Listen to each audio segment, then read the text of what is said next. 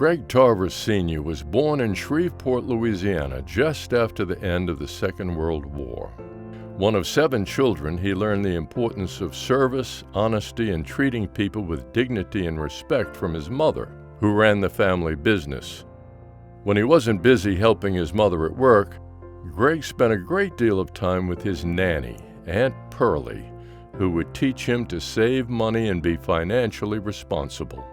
After attending Alton High School in Illinois, Tarver returned to Louisiana to enroll at Grambling State University and resume working for the family business. But his studies would be cut short in 1967 when he was drafted to serve in the Vietnam War. It would be that experience, risking his life for a country that treated him as a second-class citizen, that would inspire him to join the fight for social change that would chart a course for the rest of his life. Upon returning from Vietnam, Tarver took over as CEO of his family's 112-year-old business and joined the Shreveport chapter of the NAACP.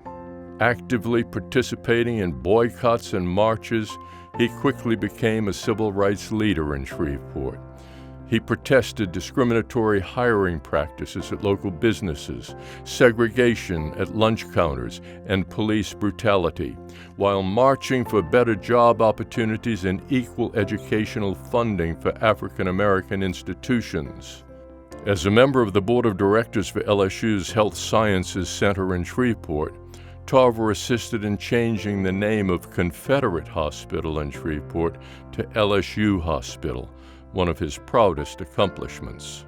He continued his fight for justice and equality when he was elected to serve as Caddo Parish Police Juror in 1974, then as a Shreveport City Councilman from 1978 to 1984.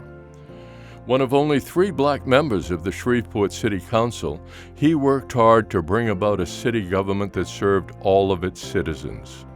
They worked to ensure that neglected African American neighborhoods were able to receive funding for roads and sidewalks. They fought for equity in the hiring process of both police and firefighters. And he was instrumental in creating the Shreveport Home Mortgage Authority, which built housing for low and moderate income areas and provided financing for the mortgages. Upon his election to the state senate in 1984, Tarver became the first African American to serve as senator in northern Louisiana since Reconstruction. He continued his fight as a champion of greater access and opportunity by working to ensure the state's historically black colleges and universities received equitable funding, particularly Southern University in Shreveport. After 20 years in the Senate, Tarver took a hiatus in 2004 to spend more time with family and focus on his business. But he was called back to public service in 2011 when he was re-elected to his former Senate seat. A devoted husband to Velma Kirksey Tarver, father of 5 and grandfather, Greg Tarver helped shape Louisiana's social, political, and business landscape for the betterment of all her people. And his legacy lives on in the generations who have better lives and opportunity because of his service. Ladies and gentlemen, Senator Greg Tarver.